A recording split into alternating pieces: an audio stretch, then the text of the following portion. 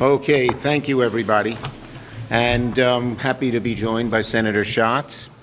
Now, Trump's explanation about his war in Iran grows more confusing and more contradictory every hour. Yesterday, hey folks, can we have a little quiet? Trump's explanation about his war, as I say, grows more confusing, more contradictory every hour almost. Yesterday, Trump casually claimed, I think the war is very complete, pretty much. But this morning, Hegseth stood before the cameras and announced that today will be the most intense day of strikes yet, involving, quote, the most fighters, the most bombers, the most strikes, unquote. Which is it? Is the war ending soon, or are we on the brink of the worst fighting yet? Donald Trump's a liar. He claims that Iranian Tomahawk missiles were responsible for the bombing of an all-girls school that unfortunately killed 170 people, many of them children. Iran doesn't have Tomahawk missiles. The claim is beyond asinine. It's just an outright lie. The president can't just talk off the top of his head on something as formidable as this. The President of the United States is spreading blatant lies about a war he started. This is war.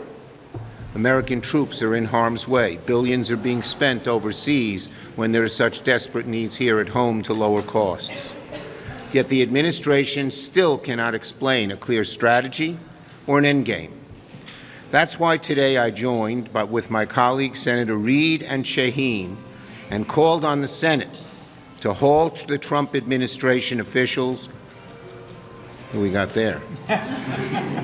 Now, from voices, it goes to music. Anything to thwart my wonderful remarks. Anyway, I joined today with Senators Reid and Shaheen and called on the Senate to hold Trump administration officials, Rubio, Hegseth, and the rest, to come and answer for their failures and explain to the American people what the hell is going on. That's what people are asking in drugstores and bowling alleys and office buildings. What is going on? No one can understand it from what the Trump administration and Trump himself are saying. Trump doesn't care about being honest and direct with the American people. He doesn't care about the soldiers he's putting in harm's way.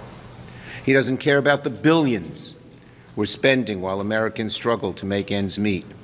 He can't articulate a plan or a vision because he has neither. No plan, no vision, and we're at war. The American people are tired of the chaos. They're tired of the lies. On to another Trump administration failure, the Department of Homeland Security. We're in the fourth week of a DHS shutdown because Republicans refuse to enact common sense reforms to ICE and CBP to protect the rights of the American public. What we're asking for is very, very simple. The same thing police officers and sheriffs do throughout America. We have three clear objectives to rein in ICE. One, stop these roving patrols.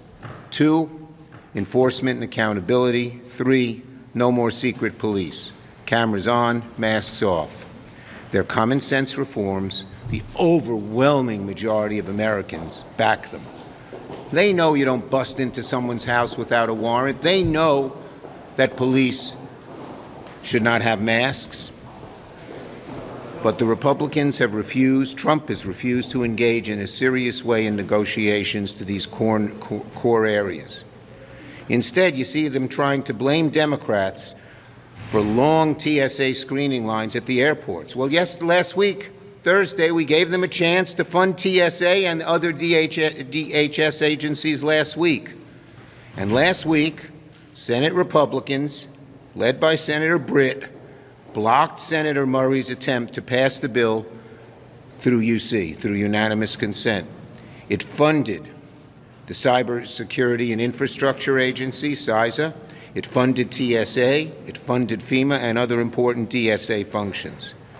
Republicans refused to fund TSA, FEMA, and CISA.